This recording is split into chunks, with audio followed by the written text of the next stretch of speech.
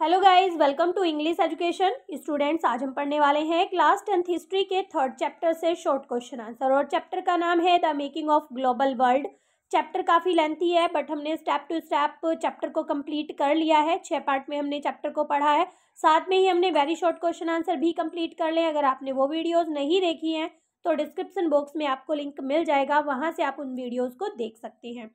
तो चलिए स्टार्ट करते हैं। और यहाँ पर क्वेश्चन है हमारा, explain how the first world war was so horrible a war like none other before. यानी कि उससे पहले इतना हॉरिबल वॉर नहीं हुआ, और कैसे वो हॉरिबल था ये हम जानते हैं। The first world war was a war like no other before, मतलब ऐसा युद्ध उससे पहले कभी नहीं लड़ा गया। It is because of the following reason, और क्या रीजन थे वो यहाँ पर दिए गए हैं। The fighting involved the world's leading industrial nation, which now had immense control over modern industries to inflict the greatest possible devastation on their enemies। तो देखिए, ये जो वॉर था ये किन कंट्रीज के बीच में लड़ा जा रहा था? जो इंडस्ट्रियल नेशन थे ना, उनके बीच में लड़ा जा रहा था, क्योंकि वहाँ पर इंडस्ट्रीज थी और इंडस्ट्रीज से जो वेपन्स थे वो बनाए जा रहे थे। इसी वजह से वो अपने शत्रुओं का विनाश करना चाहते थे, और हर तरह से जो संभव हो सकता था, जिस तरह से भी वो लड़ा जा सकता था किसी भी तरह के वेपन से, वो सारी चीज़ें वो यूज़ कर रहे थे। इसलिए ये सबसे ज़्यादा भयानक युद्ध था। This war was the first modern industrial war. ये सबसे पहला मॉडर्न इंडस्ट्रियल वॉर था, in which machine guns, tanks, aircrafts, chemical weapons etcetera were used on a large scale. तो देखिए, वहाँ पर machine gun, tanks, aircraft, chemical weapons बहुत बड़ी मात्रा में यूज किए जा रहे थे। नेक्स्ट देखते हैं, to fight the war million of soldier from around the world were recruit. तो देखिए, यहाँ पर इस युद्ध को लड़ने के लिए मतलब ऐसा नहीं था कि अपनी कंट्री से ही थे, दूसरे देश, दूसरी कंट्रीज से भी लोगों को लाया जा रहा था। मतलब पूरे संसार से लोगों को उठाया जा रहा था इस वॉर को लड़ने के लिए। They move to the front line on the large ship and train. तो देखिए, यहाँ पर उन्हें किन चीज़ों से लाया जा रहा था? लार्ज शिप से लाया जा रहा था और ट्रेन से लाया जा रहा था। About 9 million people died and about 20 million got injured. तो देखिए, यहाँ पर बताया गया है 9 मिलियन पीपल ऐसे थे जो मर गए थे, और 20 मिलियन लोग ऐसे थे जो जख्मी थे। Most of the killed and maimed were men of working age. तो देखिए, वो लोग जो मारे जा रहे थे या इंजर्ड थे, वो ऐसे लोग थे जो वर्किंग एज के लोग थे, जो काम करने वाले लोग थे। As a result household incomes decline sharply after the war. तो देखिए, उसका क्या रिजल्ट होता है कि युद्ध के बाद जो इनकम थी वो डेक्लाइन हो जाती है। क्यों? क्योंकि जो वर्किंग एज के लोग थे या तो वो इंजर्ड हो जाते हैं या फिर वो मर जाते हैं। तो देखिए, काफ़ी डिस्ट्रक्शन देखने के लिए मिलता है। Explain the impacts of the scrapping of the corn laws. तो देखिए, कॉर्न लॉज के स्क्रैपिंग यानी कि खत्म हो जाने से क्या इफेक्ट पड़ता है। Under the pressure of the industrialised and urban dwellers. तो देखिए, जितने भी उद्योगपति थे या जो अर्बन एरियाज में वर्किंग थे, ट्रेड करने वाले लोग थे, उन्होंने क्या किया? उन्होंने प्रेशर डाला ब्रिटिश गवर्नमेंट पर कि वो कॉर्न लॉ को एबोलिश कर दे। ठीक है, तो देखिए, उससे क्या हुआ? The effect of it were, इसके क्या इफेक्ट हुए? Food could not imported into Britain more. तो देखिए, अब क्या हो रहा था कि more cheaply than it would be produce within the country. तो देखिए, जो फूड था कुड बी इम्पोर्टेड, तो अब जो है फूड इम्पोर्ट किया जा रहा था सस्ते में, जिस तरह कि वहाँ पर ब्रिटेन में जो प्रोड्यूस हो रहा था उससे सस्ते में इम्पोर्ट हो रहा था।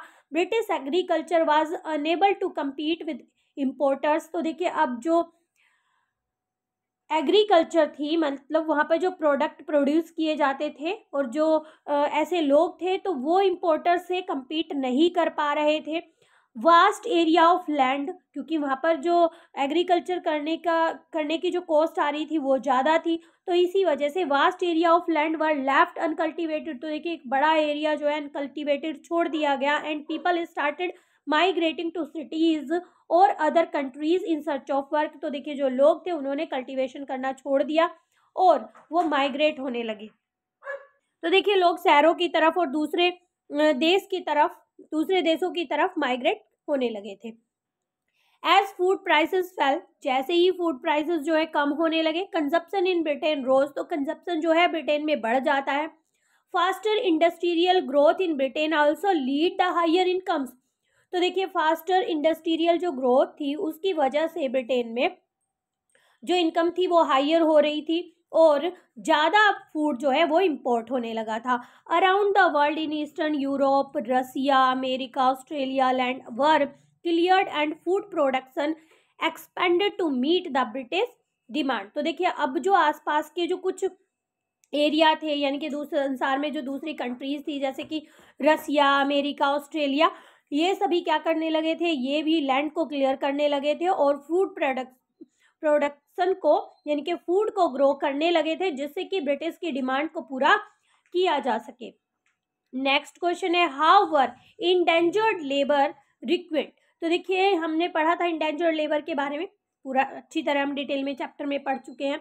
तो देखिए indentured labour were recruit by agents whom the employers engaged and paid a small commission. तो देखिए जो इंडेंजर्ड लेबर थे यानी कि जिन्हें झांसा देकर या किसी बातों में फंसाकर दूसरी कंट्री में माइग्रेट कराया जाता था। तो देखिए ये किसके द्वारा होता था, ये कुछ एजेंट्स होते थे, वो उन्हें लेकर जाते थे और उन्हें स्मॉल कमीशन यानी कि एक छोटा सा कमीशन उस चीज के लिए मिलता था।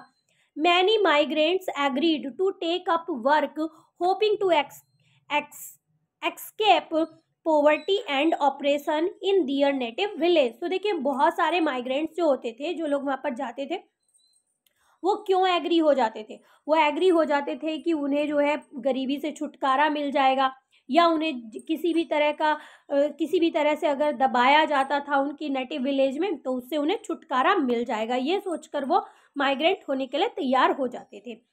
Agents also tempted the migrants by providing false information. तो देखिए वो जो एजेंट्स होते थे ना, कभी कभी उन माइग्रेंट्स को वो गलत इन्फॉर्मेशन दे देते थे उनकी डेस्टिनेशन के बारे में, कि उन्हें कहाँ जाना है, किस तरह से उन्हें ट्रैवल करना है, इसके बारे में। The nature of work and living and working condition. तो देखिए जो लिविंग कंडीशन है यानी कि वहाँ पर रहने की क्या कंडीशन है, उनकी काम की क्या कंडीशन है, उसके बारे में वो हमेशा गलत इन्फॉर्मेशन उन्हें देते थे। Often labourers were not even told that they were to undertake a long sea voyage. तो देखिए कई बार वो जो एजेंट्स होते थे ना, वो लेबरर्स को ये भी नहीं बताते थे कि उन्हें एक लंबी समुद्री यात्रा करनी पड़ेगी। The migrants who were less willing were sometime forcibly abducted by the agents. तो देखिए कई बार ये जो माइग्रेंट्स होते थे ना, ये एग्री भी नहीं होते थे, उनकी इच्छा भी नहीं होती थी जाने के लिए, तो देखिए उन्हें फोर्सिबली वहां से लेकर जाया जाता था।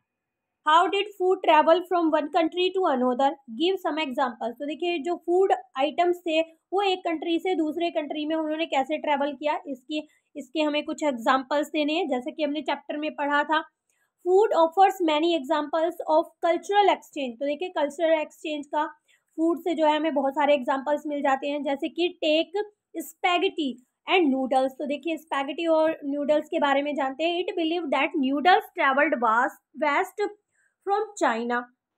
तो देखिए ऐसा माना जाता है कि ये जो नूडल्स है ना, ये चाइना से वेस्ट में गए टू बिकम स्पैगेटी, और perhaps Arab traders took pasta to 5th century Sicily. तो देखिए यहाँ पर कहा गया है कि ये जो नूडल्स हैं ये चाइना से वेस्ट में गए और ये स्पैगेटी बन गए, और ये भी माना जाता है, कई बार ये भी कहा जाता है कि जो अरब ट्रेडर्स थे वो पास्ता को लेकर 5th सेंचुरी में सिसिली में गए होंगे।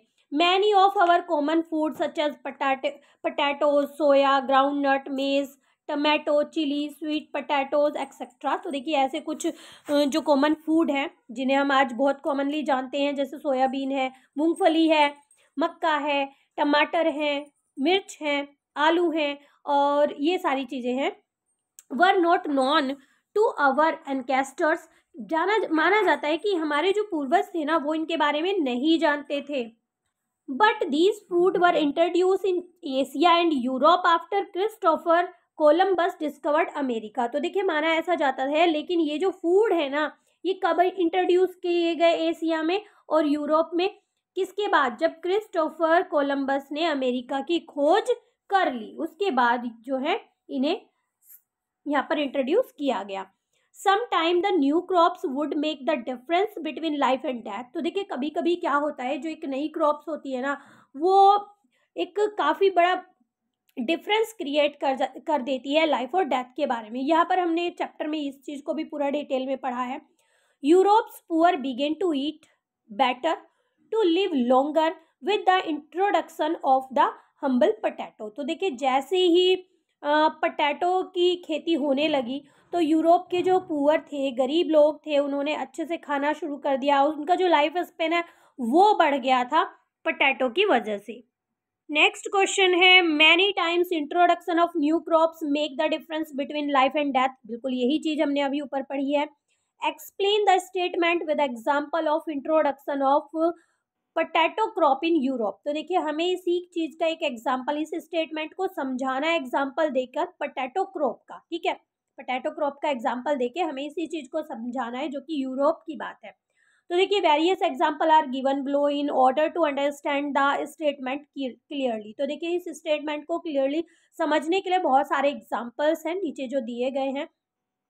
पढ़ते हैं कि किस तरह से जीवन और जो मृत्यु होती है उसके बीच काफ़ी डिफरेंस हो जाता है कभी कभी नई क्रॉप के ग्रो करने से।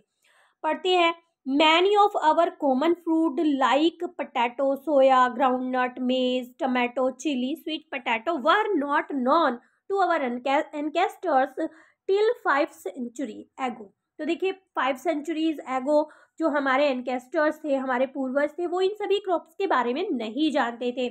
These food were introduced in Europe and Asia after America was discovered. तो देखिए अमेरिका की खोज कर लेने के बाद यूरोप में और एशिया में इन फूड को इंट्रोड्यूस किया गया, यानी कि उगाया गया। Europe's poor begin to eat better and live longer with the introduction of potatoes. अब पोटैटोज की जब खेती होने लगी तो जो यूरोप के गरीब थे वो अच्छा खाना खाने लगे और उनका जो लाइफ स्पेन था वो बढ़ गया। Ireland's poorest peasant were so dependent on potatoes. तो देखिए अब यहाँ पर एक और एग्जांपल दिया गया है कि आयरलैंड के जितने भी गरीब किसान थे, सबसे गरीब किसान जो थे वो पोटैटो पर इतने डिपेंड हो गए थे that during the great iris potato famine. तो जैसे ही पोटैटो का अकाल पड़ जाता है, ये हुआ था 1845 में से लेकर 1849 तक। तो देखिए यहाँ पर इतने सारे लोग जो हैं वो भूखमरी की वजह से मर जाते हैं। ठीक है, और बहुत इससे भी ज़्यादा डबल नंबर में जो है लोग माइग्रेट करना शुरू कर देते हैं काम की तलाश में। तो देखिए यहीं पर हमने जाना कि यूरोप में जो है लोगों का जीवन बेहतर होता है, लाइफ स्पेन बढ़ता है। वही आयरलैंड में क्या होता है, क्रॉप के फेल हो जाने की वजह से इतने सारे लोग मर जाते हैं और बहुत सारे लोगों को अपने घरों को छोड़ना पड़ जाता है। Food offers many examples of long distance cultural exchange. तो देखिए जो फूड है वो बहुत सारे एग्जाम्पल देता है कि उन्होंने जो है कल्चरल एक्सचेंज किया है, लॉन्ग डिस्टेंस कल्चरल एक्सचेंज किया है। इस स्टेटमेंट को हमें जस्टिफाई करना है। This statement can easily be justified by the following points. ये जो नीचे पॉइंट्स दिए गए हैं इससे हम आसानी से इसे जस्टिफाई कर सकते हैं। देखिए, traders and travellers introduce new crops to the land and travel. तो देखिए जितने भी ट्रेडर्स थे, ट्रैवलर्स थे, जो एक कंट्री से दूसरी कंट्री में ट्रैवल करते थे, उन्होंने क्या किया, दूसरी कंट्री में जाके या दूसरे रीजन में जाके न्यू क्रॉप को इंट्रोड्यूस किया। ठीक है, जहाँ पर भी वो ट्रैवल करते थे। Ready food stuff is distant part of the world might share common reason. तो देखिए कुछ चीज़ें ऐसी भी होती थी जो वो बनाकर लेकर जाते थे। अगर दूसरी जगह पर जाएंगे, किसी संसार के किसी भी कोने में जाएंगे तो वो जो है इस तरह से शेयर हो रहे थे। It is believe that noodles travel west from China. तो देखिए ऐसा माना जाता है कि जो न्यूडल्स है वो चाइना से वेस्ट में गए टू बिकम स्पैगेटी, और वो स्पैगेटी बन गए। Arab traders perhaps took pasta to Sicily and Italy. तो देखिए माना जाता है कि जो अरब ट्रेडर्स थे वो पास्ता को सिसिली और इटली में लेकर गए थे। तो देखिए इस तरह से बहुत शेयरिंग हुई जो रेडीमेड फूड था उसकी भी और क्रॉप को लेकर भी। Many of our common food like potato, soya, groundnut, maize, tomato, chilli were not known to us, वो हमारे द्वारा नहीं जाने जाते थे. These food come from America, American Indians and began gradually dependent on these. तो देखिए ये सभी फूड जो है कहा जाता है कि अमेरिकन इंडियन है. ठीक है. What was the role of Indian bankers in managing their fund. तो देखिए यहाँ पर पूछा जा रहा है कि क्या रोल था इंडियन बैंकर्स का, ठीक है, उनके फंड को मैनेज करने के लिए. हमने चैप्टर में पूरा जाना था. तो देखिए bankers like Shikaripuri Shroff and Nattukottai Chettiar were amongst the many group of bankers. ये लोग भी बहुत सारे ग्रुप थे बैंकर के, उनमें से ही थे. एंड ट्रेडर्स और ट्रेडर्स में से थे who finance export agriculture in central and south East Asia. जो फाइनेंस करने का काम करते थे, जो भी एग्रीकल्चर एक्सपोर्ट थे उन्हें फाइनेंस करने का काम करते थे. कहाँ पर? सेंट्रल और साउथ ईस्ट एशिया में. They use either their own funds और those borrowed from European bank. तो देखिए या तो वो उन्हें यूज किया करते थे जो प्रॉपर्टी उनके पास होती थी या जो फंड पैसा उनके पास होता था, या फिर वो क्या करते थे यूरोपियन बैंक से वो उधार ले लिया करते थे. They had a sophisticated system to transfer money over a large distance. तो देखिए उन्होंने जो एक ऐसा सिस्टम बना रखा था कि वो जो है लार्ज डिस्टेंस तक जो अपना मनी था उसे ट्रांसफर कर सकते थे. And even developed indigenous forms of corporate organisation. तो देखिए जैसे आप आज है एक कॉरपोरेशन, तो इसी तरह से उन्होंने अपनी एक कॉरपोरेशन ऑर्गेनाइजेशन बना के रखी हुई थी.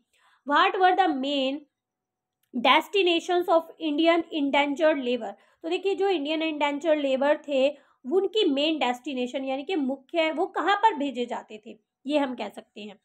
The main destination of Indian indentured migrants were the Caribbean island, mainly Trinidad, Guyana, Suriname और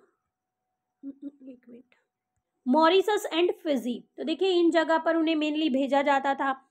closure home Tamil migrants were Ceylon and Malaya. तो देखिए जो तमिल माइग्रेंट्स होते थे उन्हें साइलोन और मलाया भेजा जाता था. Endangered worker were also recruited for tea plantation in Assam. तो देखिए ये जो सभी वर्कर्स थे इन्हें टी प्लांटेशन के लिए असम में भेजा जाता था. वाई डिड ग्रुप 77, ये भी हमने चैप्टर में जाना था. Group 77, why did group 77 countries demand a new international economic order. तो देखिए ये जो हमारे ग्रुप 77 था इन्होंने डिमांड की, ठीक है, क्यों डिमांड की उन्होंने न्यू इंटरनेशनल इकोनॉमिक ऑर्डर की. तो देखिए NIO is a new international economic order. तो देखिए यहाँ पर हमें फुल फॉर्म का भी पता चल गया है. As the most developing countries did not benefit from the fast growth and western economies experience in the 1950 and 1960, they organized themselves as a group, the group 77. तो देखिए जब उन्हें जो है ये डेवलपिंग कंट्री थी, ऐसी बहुत सारे डेवलपिंग कंट्रीज थे जिन्हें जो है जो इंस्टीट्यूशन बने हुए थे उनसे कोई भी सपोर्ट नहीं मिल रही थी. वेस्टर्न इकोनॉमीज से उन्हें कोई सपोर्ट नहीं मिल पा रही थी फाइनेंशियली. तो देखिए उन्होंने क्या किया, 1950 और 1960 की ये बात है, तब उन्होंने एक अपना ग्रुप बना दिया. ग्रुप का नाम रखा group of 77. They demanded a new international economic order. तो उन्होंने इसकी डिमांड रख दी. उस डिमांड में क्या था, the main objective of this group are because. तो देखिए मेन ऑब्जेक्टिव क्या था, क्यों उन्होंने वो ग्रुप बनाया था. They wanted to revise the international economic system in favour of the developing countries. तो देखिए वो चाहते थे कि जितने भी डेवलपिंग कंट्रीज हैं, हमने चैप्टर में जाना था कि वो डेवलपिंग कंट्रीज को सपोर्ट नहीं कर रहे थे जो इंस्टीट्यूशन बनाए थे. ठीक है, इंस्टीट्यूशन कौन कौन से थे, IMF और वर्ल्ड बैंक. तो देखिए वो क्या कर रहे थे, वो डेवलप्ड कंट्री को सपोर्ट कर रहे थे, डेवलपिंग कंट्री को सपोर्ट नहीं कर रहे थे. तो यहाँ पर एक ग्रुप बन गया और इनकी डिमांड थी कि वो उन्हें सपोर्ट करे. They wanted a system that would give them a real control over their natural resources. और वो चाहते थे कि उनकी कंट्री के जो नेचुरल रिसोर्सेज है उनका कंट्रोल उन्हीं के हाथों में हो, जो बिल्कुल सही था। They wanted to set up a system under which they could get the fairer price for raw material. और वो चाहते थे कि एक ऐसा सिस्टम सेटअप कर दिया जाए जिससे कि उनका जो रॉ मटेरियल है उसके उन्हें अच्छे प्राइसेस मिले, and better access for their manufactured good in the developed countries market. और उनका जो बनाया हुआ सामान है वो डेवलप्ड कंट्रीज की मार्केट में भेजा जा सके। तो ये डिमांड उन्होंने रखी थी। How did the Bretton Woods system collapse giving birth to globalisation. तो देखिए किस तरह से जो बैटन वुड सिस्टम था वो खत्म हो जाता है और वो किसे बर्थ देता है, किसे जन्म देता है, ग्लोबलाइजेशन को। जानते हैं। Despite years of stable and rapid growth. तो देखिए कई सालों तक स्टेबल और रैपिड ग्रोथ होने के बावजूद भी नॉट ऑल वाज वेल, सब कुछ सही नहीं था। वॉर के बाद सब कुछ सही नहीं था। From the 1916 the rising cost of US overseas involvement weekend it's financial and it's cooperative strength, competitive strength. तो देखिए जो यूएस था वो जो ओवरसी ट्रेड कर रहा था उससे उस ज़्यादा कॉस्ट आने की वजह से उसकी जो फाइनेंस कंडीशन थी वो ठीक नहीं थी, वो कंपटीशन नहीं कर पा रहा था क्योंकि उसे ज़्यादा अमाउंट में पैसा देना पड़ रहा था, यही कारण था। तो देखिए क्या होता है, the US dollar now no longer commanded confidence as the world's principal currency. तो देखिए अब जो यूएस का डॉलर था वो प्रिंसिपल करेंसी के रूप में काम नहीं कर रहा था। It could not maintain its value in relation to gold. हमने जाना था कि 35 is equal to 1 ounce gold था। तो देखिए अब वो जो है इस वैल्यू को मेंटेन नहीं कर पा रहा था क्योंकि लगातार करेंसी जो है गिरती जा रही थी। This ultimately lead to collapse of fix exchange rate. अब इसकी वजह से जो फिक्स एक्सचेंज रेट था ना वो कोलैप्स हो जाता है, and the introduction of system floating exchange rate. और क्या आ जाता है, फ्लोटिंग एक्सचेंज रेट आ जाता है। फ्लोटिंग एक्सचेंज रेट मतलब जिस तरह की अर्थव्यवस्था होगी कंट्री की, बिल्कुल उसी के अकॉर्डिंग उसकी जो करेंसी है उसकी वैल्यू बढ़ती या घटती चली जाएगी, इसे कहते हैं floating exchange rate.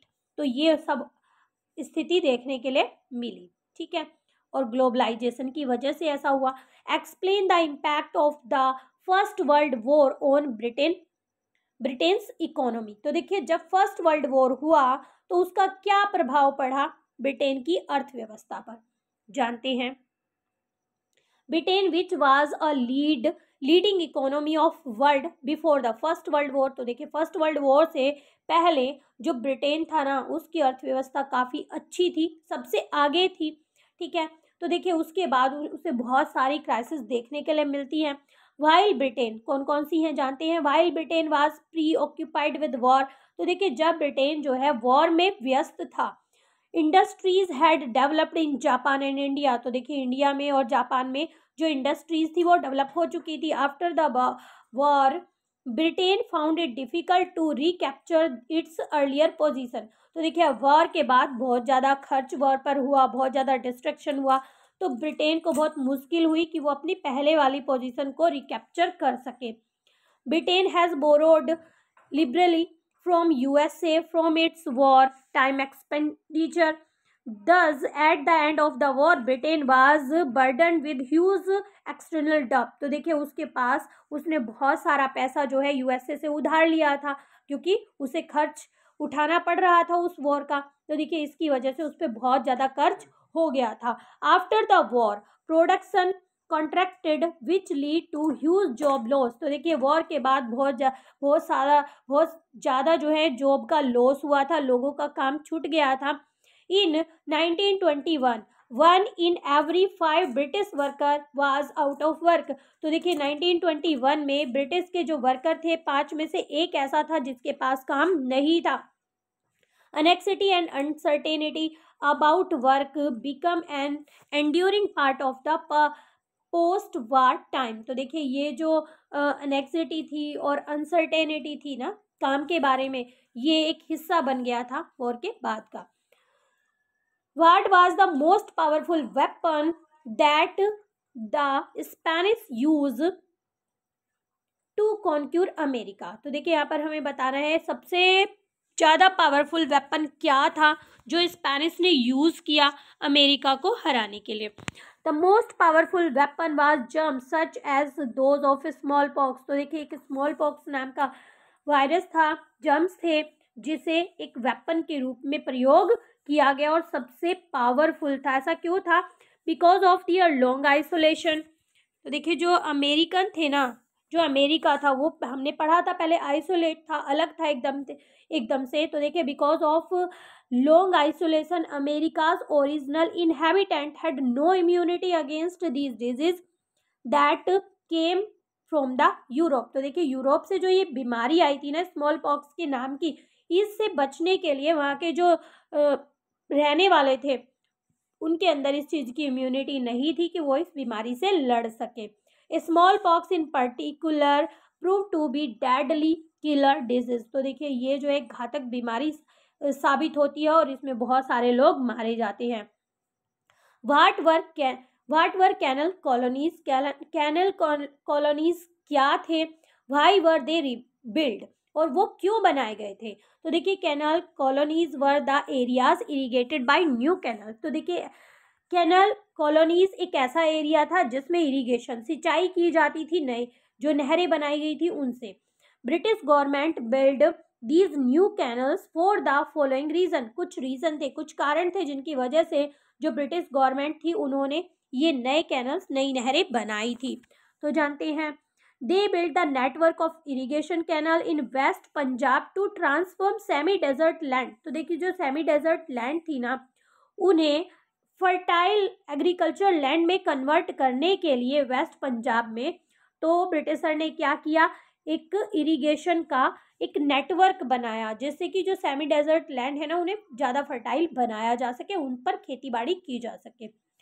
The Britisher wanted to export wheat and cotton, so people from the part of Punjab were called and settle to grow wheat and cotton here. तो देखिए अब जो ब्रिटिशर थे वो चाहते थे कि यहाँ से व्हीट और जो कॉटन है वो एक्सपोर्ट किया जाए, इसलिए जो लोग थे पंजाब से अलग पार्ट में रहने वाले जो लोग थे, अलग हिस्सों में रहने वाले लोग थे, उन्हें वहाँ पर बुलाया गया, सेटल किया गया, जिससे कि वहाँ पर व्हीट और कॉटन को अच्छे से ग्रो किया जा सके। तो देखिए यहाँ पर आपके सभी क्वेश्चंस होते हैं कंप्लीट। आई होप सभी आपको अच्छे से समझ में आ गए होंगे। वीडियो अगर अच्छी लगी है तो एक लाइक जरूर करें। चैनल पर पहली बार आए हैं तो चैनल को सब्सक्राइब कर सकते हैं, साथ ही बेल आइकन को भी प्रेस करें आने वाली वीडियोस की नोटिफिकेशन के लिए। मिलते हैं अपने नेक्स्ट टॉपिक में और हमारा नेक्स्ट टॉपिक होगा इसी के लॉन्ग क्वेश्चन आंसर। तब तक के लिए bye bye and take care.